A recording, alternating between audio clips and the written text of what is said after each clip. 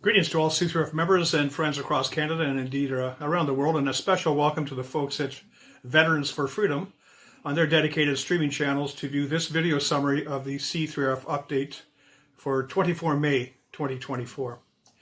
The title of this update is On the QT, and it kicks off by noting that the meaning of the expression as it relates to keeping things quiet or secret applies in the present day and age to our own Canadian legacy media outlets. They take the adage to heart as they aggressively try to hide any inconvenient facts or evidence capable of challenging the preferred narratives of our woke society.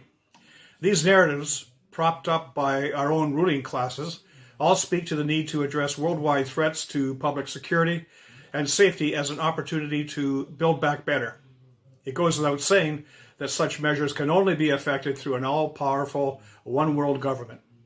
Accordingly, actions that threaten the viability of the Build Back Better storyline need to be kept on the QT. One of the most sacred shibboleths used to support an unchallengeable narrative is the phrase safe and effective as applied to Wuhan virus vaccines. Countervailing narratives that would even infer the possibility that such experimental products needed to be distributed with great care were set upon with fierce invective. That is, unless the problematic utterings are coming from the forces of the Great Reset, and therefore cannot be passed off as conspiracy theory, colonialism, or white supremacy. Such was the case in recent court proceedings as the folks from AstraZeneca admitted that their vaccine is definitively linked to the development of blood clots in those who receive them. Best to go on the QT and try to bury such admissions in the name of saving the safe and effective mantra. The court admission would be quickly followed by AstraZeneca's request to all the world's medical agencies to withdraw related approvals. The fact that a big pharma manufacturer would make such a request and thereby scoop these same agencies is very unusual and raises several red flags. How could it be that these public health authorities responsible for securing your physical well-being told us that Wuhan virus vaccines were safe and effective when they were obviously problematic as far back as the spring of 2021? This was particularly the case in Canada, where the Public Health Agency was forced to explain away a litany of misfires with the AstraZeneca offering, including concerns over contamination and quality control at a sourcing facility in the United States. Indeed, it would find it necessary to ban the use of the vaccine for those under 55 years of age long before AstraZeneca would put the vaccine out of its misery and request a recall of the Canadian approval. The fact that Health Canada and its public health agency could be caught flat-footed by AstraZeneca's request to pull all of its worldwide Wuhan virus vaccine approvals is astonishing. Beyond the question of whether or not Canadians in receipt of this specific vaccine need to be worried is the question of whether or not all citizens in receipt of any Wuhan virus vaccine should be concerned. After all, they were subject to the same Canadian approval processes that were tweaked substantially to make way for these experimental products. The bastardization of the regulatory system would be commented on at length in the National Citizen Inquiry's interim report of September 2023. It stated, the authorization of the vaccines appears to have been all but pre-assured by the creation of the interim order. Could it be that our regulatory safeguards were blinded by the light of an overwhelming safe and effective narrative? As the NCI again notes, such a prospect is quite plausible given the fact that the Canadian government was severely conflicted in the matter as it ordered vaccines, imported them, created new regulations to authorize them, and then took significant measures to convince and coerce every Canadian to take multiple doses. Seen in this light, it comes as no surprise that even with AstraZeneca's court admissions, Canada's state media would downplay the pulling of vaccine approvals by issuing platitudes like, there is a surplus of vaccines on the market and demand for AstraZeneca's offering had declined. And the virus is worse than the vaccine, even with this complication, and even though the risk for the under 65 with no comorbidities dying from it was less than driving 4 miles in a day.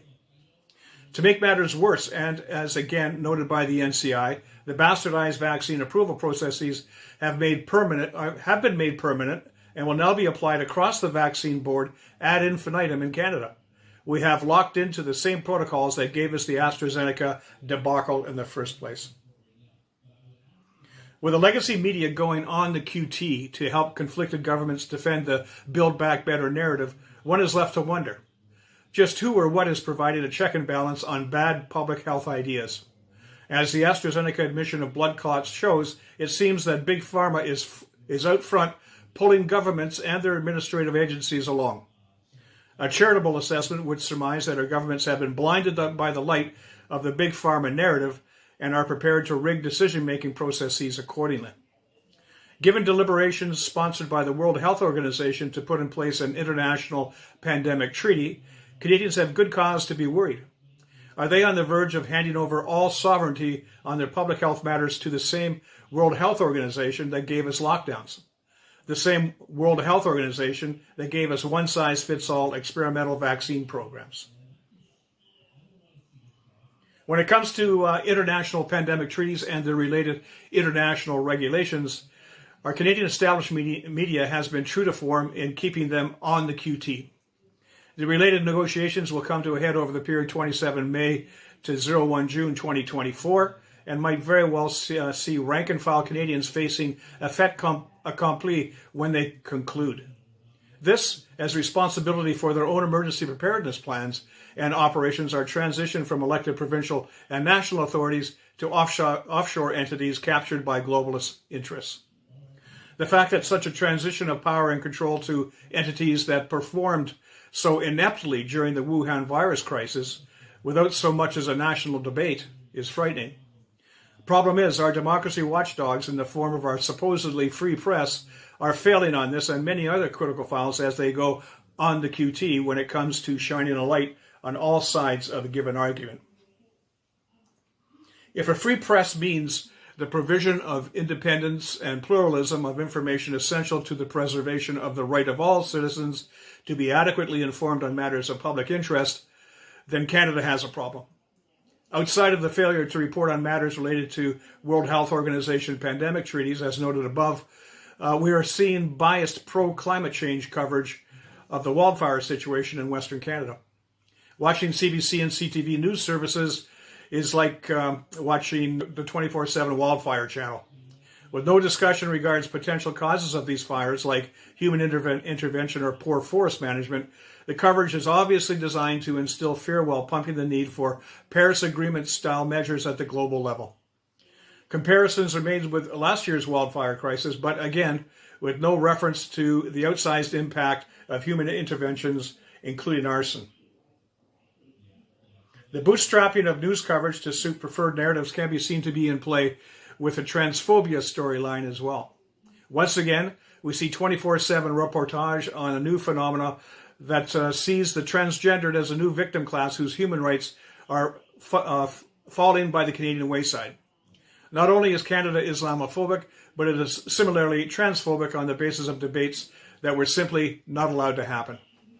And so, we see the failure of our democratic watchdogs to report on the controversies surrounding the Bible of gender-affirming healthcare in the form of the World Professional Association for Transgender Health.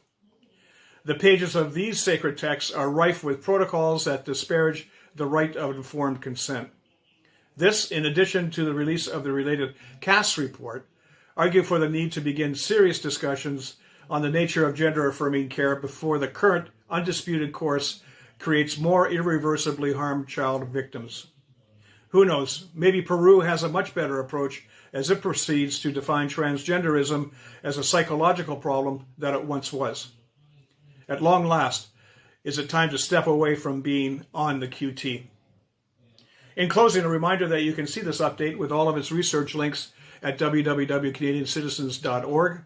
Simply go to the News tab and pull down to select C3RF member updates to gain access to all related essays. Until next time, this is Russ Cooper signing off and wishing you and yours much happiness and freedom from C3RF.